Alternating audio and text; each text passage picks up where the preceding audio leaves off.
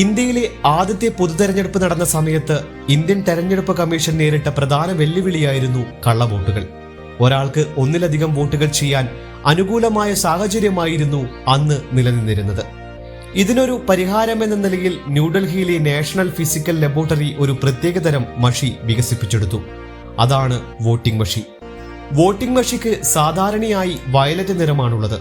എന്നാൽ ഉണങ്ങിക്കഴിഞ്ഞാൽ കറുപ്പോ തവിട്ടോ നിറമായി മാറും. എണ്ണ, ഡിറ്റർജന്റ് തുടങ്ങി എന്ത് രാസവസ്തു ഉപയോഗിച്ചാലും കുറഞ്ഞത് 20 ദിവസത്തേക്കെങ്കിലും മായ്ക്കാനാകാത്ത രീതിയിലാണ് മഷി തയ്യാറാക്കിയിട്ടുള്ളത്. മഷി അടയാളം പൂർണ്ണമായും മാഞ്ഞു പോകുന്നതിന് ചിലപ്പോൾ മാസങ്ങൾ തന്നെ വേണ്ടി വന്നേക്കാം.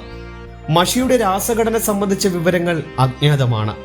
നാഷണൽ ഫിസിക്കൽ ലബോറട്ടറിയിലെ ഗവേഷകർക്കും Mysore paints and varnish limited company മേധാവിക്കും മാത്രമാണ് ഈ വിവരങ്ങൾ അറിയാവുന്നത്.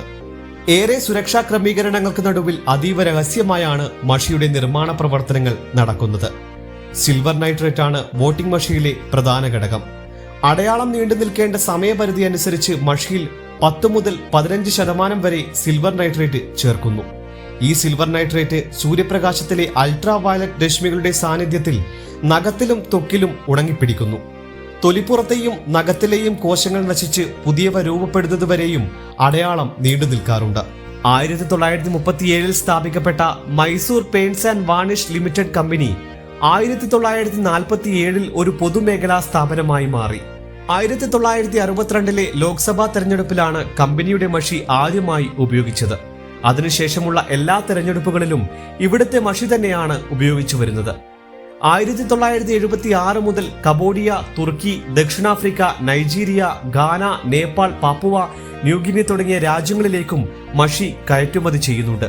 വിരലിൽ പുരട്ടിയതിനു ശേഷം 10-15 സെക്കൻഡുകൾക്കുള്ളിൽ തന്നെ മഷി ഉണങ്ങുന്നു. ഈ സമയത്തിനുള്ളിൽ മഷി തുടച്ചു കളയാൻ പാടില്ല എന്നതാണ് നിയമം. വോട്ട് ചെയ്യുന്നതിന് മുൻപ് സമ്മതിദായകന്റെ കൈവിരലിൽ മഷി അടയാളം പതിഞ്ഞിട്ടുണ്ടെന്ന് പോളിംഗ് ഓഫീസർ ഉറപ്പുവരുത്തണം.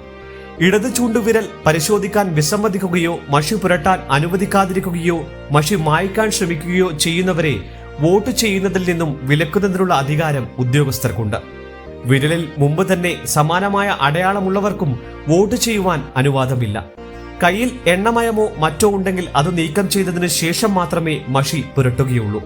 തെരഞ്ഞെടുപ്പ് വേളയിൽ സമ്മതിദായകന്റെ ഇടത് ചൂണ്ടുവിരലിലെ നഖത്തിന്റെ മുകൾ ഭാഗം മുതൽ വിരലിന്റെ ആദ്യ മടക്കു വരെയാണ് മഷി പുരട്ടുന്നത്. ചൂണ്ടുവിരൽ ഇല്ലാത്ത പക്ഷം ഇടതുകൈയിലെ ഏതെങ്കിലും വിരലിൽ മഷി അടയാളം പതിപ്പിക്കുന്നു. ഇടതുകൈയില്ലെങ്കിൽ വലതുകൈയിലെ ചൂണ്ടുവിരലിലാണ് മഷി പുരട്ടുന്നത്. വലതുകൈ ചൂണ്ടുവിരലും ഇല്ലെങ്കിൽ തൊട്ടടുത്തുള്ള വിരലിൽ മഷി പുരട്ടുന്നു.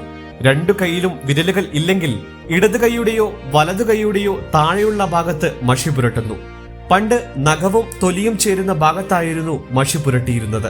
2006 മുതലാണ് ഈ രീതിക്ക് മാറ്റം വന്നത്.